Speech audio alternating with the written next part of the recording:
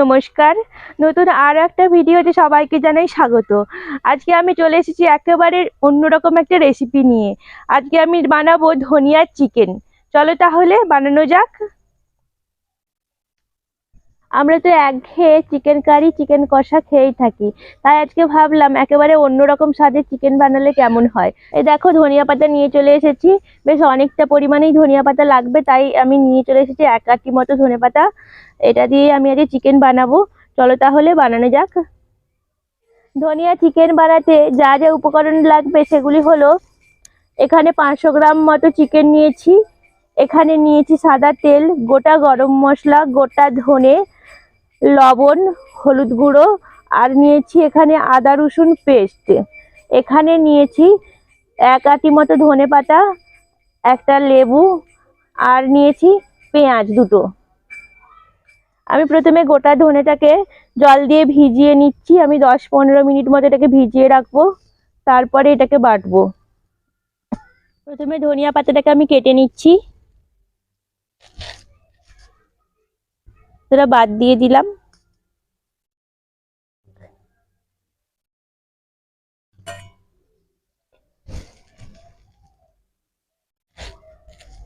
কুচি কুচি করে কেটে নেব।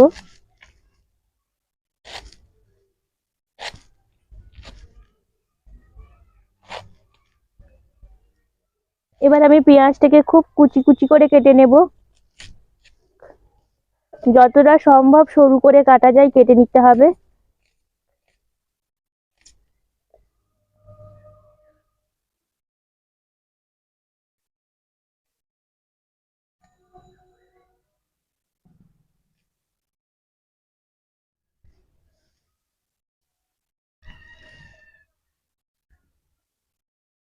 লেবুটাকে কেটে নিলাম। এবার আমি চিকেনটাকে ম্যারিনেট করে নেব।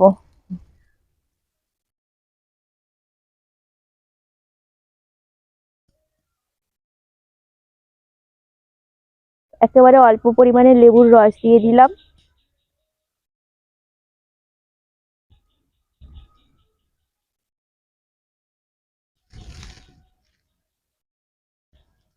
দিয়ে দিচ্ছি লবণ,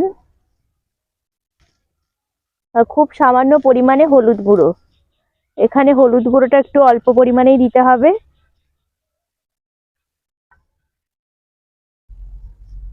এটাকে ম্যারিনেট করে আমি রেখে দিচ্ছি 15-20 মিনিট মতো। এই পর্যায়ে আমি ধনেটাকে বেটে নিচ্ছি।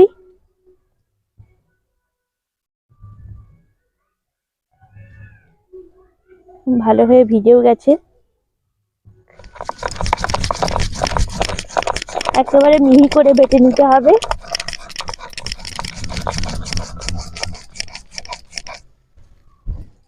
গোটা ধনে বাটা হয়ে গেছে, এবার আমি তুলে নিচ্ছি।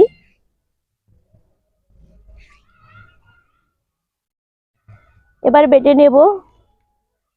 একই শিলের মধ্যে বেটে নিচ্ছি কাঁচা লঙ্কা, 5টা কাঁচা লঙ্কা, আর এই ধনে পাতাগুলো।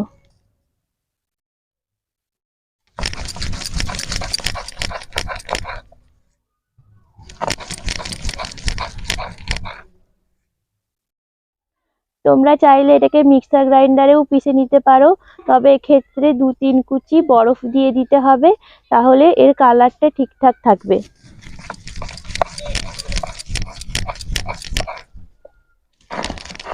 ধনে পাতাটা আমার বাটা হয়ে গেছে, এবার আমি তুলে নিচ্ছি।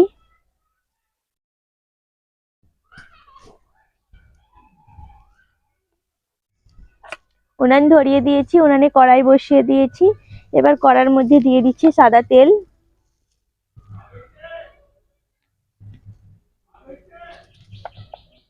তেলের মধ্যে দিয়ে দিচ্ছি গোটা গরম মশলা।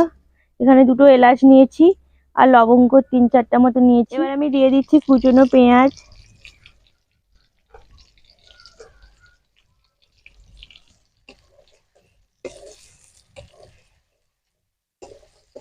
পেঁয়াজের কাঁচা গন্ধটা চলে যাওয়া পর্যন্ত আমি অপেক্ষা করব।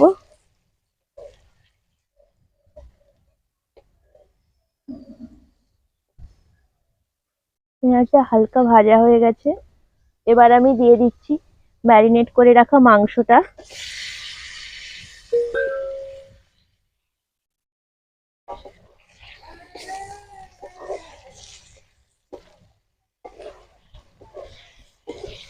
ধনিয়া চিকেন বানাতে এক ফোঁটাও কিন্তু জল দিতে হয় না।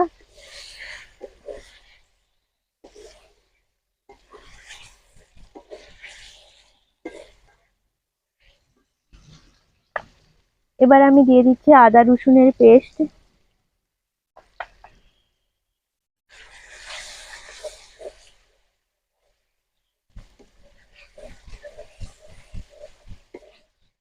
এবার আমি যে গোটা ধনেটা বেটে রেখেছিলাম সেটাকে দিয়ে দেবো এইভাবে ছাঁকনির সাহায্যে ছেঁকে নিয়ে।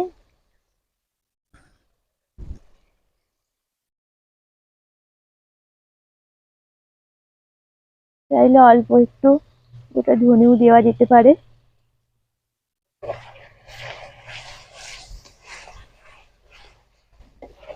ঢাকা চাপা দিয়ে কিছুক্ষণ আমি রান্না হতে দেব। প্রায় 5 মিনিট পরে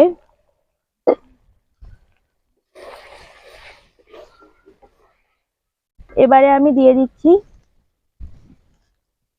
ধনেপাতা বাটা। ধনেপাতার কাঁচা লঙ্কা আমি বেটে রেখেছিলাম।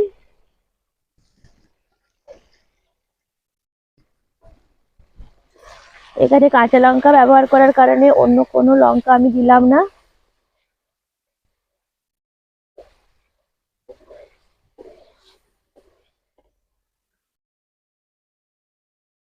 কালারটা কত সুন্দর হয়েছে।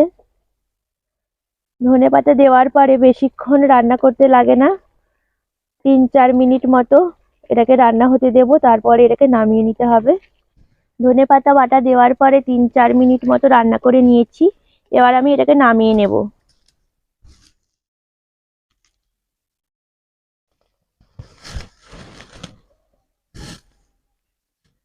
কত সুন্দর দেখতে হয়েছে। দেখতে যেমন সুন্দর হয়েছে আশা করছি খেতেও সুন্দর হবে।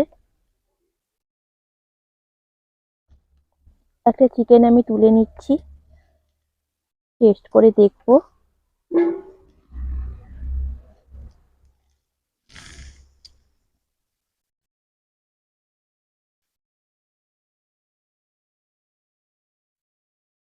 খুব সুন্দর একটা স্মেল বেরোচ্ছে ধনেপাতার। তোমরা এইভাবে করে অবশ্যই রান্না করে দেখবে, দেখবে আঙুল চেটে খাবে প্রত্যেকে, বাচ্চা থেকে বড় সবারই ভালো লাগবে। একদম কম ঝাল কম মশলাযুক্ত একটা খাবার, আর ভীষণ হেলদি। তোমরা এইভাবে করে বাড়িতে ট্রাই করবে। আর ভিডিওটি আমি এখানেই শেষ করছি। সবাই ভালো থাকবে, সুস্থ থাকবে। দেখা হচ্ছে অন্য কোনো দিন। আজকের মতো টাটা।